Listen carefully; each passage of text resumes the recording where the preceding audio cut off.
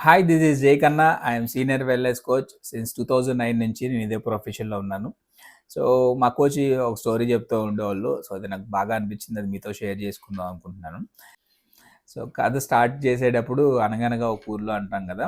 So, మాది విజయవాడ కాబట్టి అనగనగా విజయవాడలో అని చెప్తున్నా. సో, అనగనగా విజయవాడలో ఒక బిల్డర్ ఉన్నారు. సో, ఆయన దగ్గర నమ్మకంగా పనిచేసే ఒక వ్యక్తి ఉన్నారు.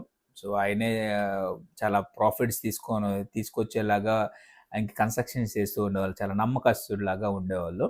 సో, ఆయన వయసు పెరిగిపోవడం వల్ల నేను ఈ పనులు చేయలేకపోతున్నాను బాబు. ఇంక నేను పని చేయలేకపోతున్నానంటే, అవునా! సరే రేపు ఒక్కరోజు రండి. ఇంకా రావద్దు మీరు రెస్ట్ తీసుకోండి అన్నాను.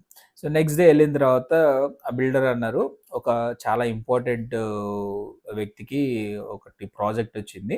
సో, ఈ ప్రాజెక్ట్ మీరే చేయాలి. ఇంకెవ్వరు చేయకూడదు అని చెప్పారంటారు. సో, అన్న తర్వాత ఇన్ని సంవత్సరాల నుంచి ఇంత కష్టపడి ఈయనకి ఇంత పని చేసి పెట్టి, ఇంత చేస్తుంటే ఇంక నేను పని చేయలేను అన్నప్పుడు నన్ను వదిలిపెట్టుకోకుండా ఇంకొకటి చేయాలి, ఇంకొకటి చేయాలి అని అంటున్నాడని లోపల అనుకుంటా ఉన్నాడంట. సో, అయితే సరే అని మొహమాటం కొద్దీ సరే అని చెప్పి పని చేయడం స్టార్ట్ చేశారు. సో, పని చేయడం స్టార్ట్ చేసిన తర్వాత పునాదులు తీసేటప్పుడు, ఈ ఫస్ట్ ప్రాజెక్ట్ మొదలుపెట్టేటప్పుడు ఏవైతే అంతకుముందు ఆయనకున్న నమ్మకం ఏంటనంటే, ఏవైతే క్వాలిటీ ఐటెమ్స్ ఉంటాయో, ఆ క్వాలిటీ ఐటెమ్స్ ఏసి మాత్రమే సో, ఆయన పని జేస్తారు. సో, అట్లాంటిది ఆయనకిష్టం లేకుండా చేస్తున్నాడు గాబట్టి, సో, తొందరగా అయిపోతే ఇంక నేను రెస్ట్ తీసుకోవచ్చు అనే ఇంటెన్షన్‌లో చేస్తున్నాడు గాబట్టి, సో, ఆయన ఏదన్నా సిమెంట్ మంచిది రావట్లేదనంటే పర్లేదులే ఏదో ఒకటి పంపించాడు. ఐరన్ మంచిది లేదనంటే పర్లేదులే ఏదో ఒకటి పంపించాడు. ఇసుక మంచిది లేదండి ఒక 1 వీక్ ఆగితే మంచి ఇసుక వస్తదనంటే వద్దొద్దులే ఇది పంపించాడు. సో, ఇటికరాళ్ళు సరింగా కాలనీ లేవండి. ఇంకొంచెం బెటర్‌వి కావాలనంటే ఇంకొక నెల రోజులు ఆగితే మంచిగా వస్తాయనంటే పర్లేదు సో, పంపించు అని. సో, అట్లా ప్రతి దానిలో రాజీ పడుతూ సో, కన్‌స్ట్రక్షన్ చేశారు. సో, బిల్డింగ్ కట్టేటప్పుడు వాటరింగ్ చేయాలి గదా! సో, మంచినీళ్ళు ట్యాంకర్‌లు లేవండి. కొన్ని రోజులు ఆగిన తర్వాత స్ట్రైక్‌లో ఉన్నాయి. కొన్ని రోజుల తర్వాత వస్తాయనంటే, ఆల్రెడీ బోరేసాం గదనంటే, అయి ఉప్పు నీళ్ళు గదండీ! బిల్డింగ్ పాడైపోతది గదా! అనంటే, పర్లేదులే ఏదో ఒకటిలే తడిపేసేయండి అని జెప్పి, ఎట్లయినా గానీ తొందరగా ఆ బిల్డింగ్‌ని కంప్లీట్ జేసేయాలని జెప్పి, సో, ఆయన 6 మంత్స్ టైం తీసుకున్నది కాస్త 6 మంత్స్ లోపు సో, మామూలుగా జనరల్‌గా 6 మంత్స్ టైం తీసుకుంటే 1 ఇయర్‌లో అయినా క్వాలిటీగా తయారు చేసి ఇవ్వటం సో, ఆయన పద్ధతి. ఆయన ఈయన 6 నెలలనంటే 5 నెలల్లోనే సో, ఆ హౌస్‌ని కంప్లీట్ చేసేసి, ఆ బిల్డర్ ఎవరైతే ఉన్నారో ఆ బిల్డర్ దగ్గరికెళ్ళి, "ఇగో బాబు కీసు" అని చెప్పి కీస్ ఆయన చేతిలో పెట్టేస్తారు. ఓకే. థాంక్ యూ అండి అని చెప్పి సో, ఆయన లోపలికెళ్ళి ఒక బంగారపు పళ్ళెంలో ఆహ్, ఒక రూ. 50,00,000 క్యాష్. సో, ఇప్పుడు ఏవైతే ఆయన చేసినందుకు గాను రూ. 50,00,000 క్యాషు, సో, పూలు, సో, అయి తీసుకొచ్చి ఆయనకి అందిచ్చాడు. సో, "ఎందుకు బాబు ఈ 50,00,000" అనంటే, "ఉంచుకోండి మీ వల్ల నాకు చాలా ప్రాఫిట్స్ వచ్చాయి.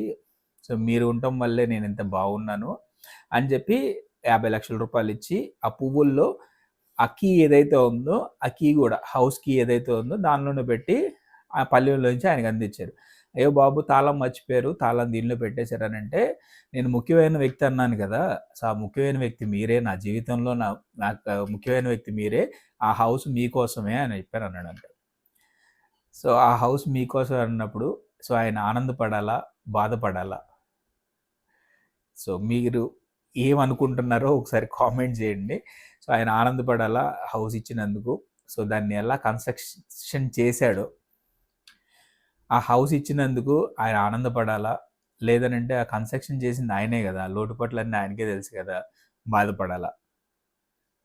సో, నాకది విన్నప్పుడు అనిపిచ్చింది. మనం బిజీగా ఉన్నాం గదా! టైం లేదని జెప్పో, లేపోతే మనకి సిరాగ్గా ఉందనో, పరాగ్గా ఉందనో, ఏది పడితే అది తినేసి ఆకలేస్తుందని ఆహ్, బాడీకి ప్రాపర్ వాటర్ ఇవ్వాల్సింది మంచినీళ్ళు ఇవ్వకోకుండా సో, ఇప్పుడు ఆ ఇంట్లో ఉండగలడా ఆయన?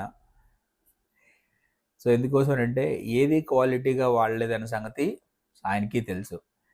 సో, ఇప్పుడు మొత్తం పడేసి మళ్ళీ కట్టలేడు.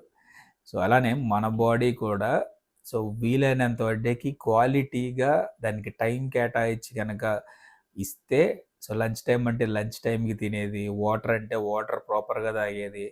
సో, సో, ఫిట్‌నెస్ అనంటే బాడీకి కావాల్సిన ఎక్సర్సైజ్ ఏది ఉందో అది ప్రాపర్‌గా చేస్తూ ఉంటే, సో, దానికి మనం జీవితాంతం గూడా మనం హ్యాపీగా ఉండొచ్చు.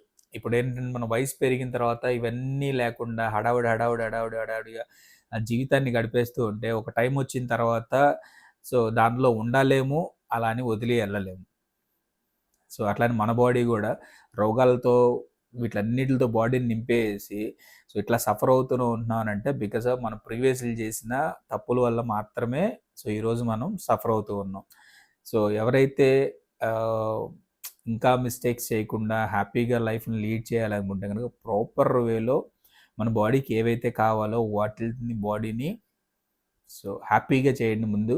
ఆ బాడీని హ్యాపీగా మనం కన్స్ట్రక్షన్ చేస్తే ఆ బాడీని గనక మనం చక్కగా బిల్డ్ చేసుకుంటే, సో, ఒక ఇల్లుని ఎలా అయితే బిల్డ్ చేసుకుంటామో, మంచి సిమెంట్ కోసం, సో, మంచి ఇసిక కోసం, మంచి ఐరన్ కోసం, సో, అలాంటి మంచి నీళ్ళతో వాటరింగ్ చేసి ఉంటే గనక బిల్డింగ్ ఎంత స్ట్రాంగ్‌గా జీవితకాలం ఉంటుందో, అలానే మన బాడీ గూడా ప్రాపర్‌గా ఏ టైంలో ఏది అందించాలో అది అందిస్తూ ఉంటే, మన బిల్డింగ్ గూడా అంతే స్ట్రాంగ్‌గా ఉంటుంది.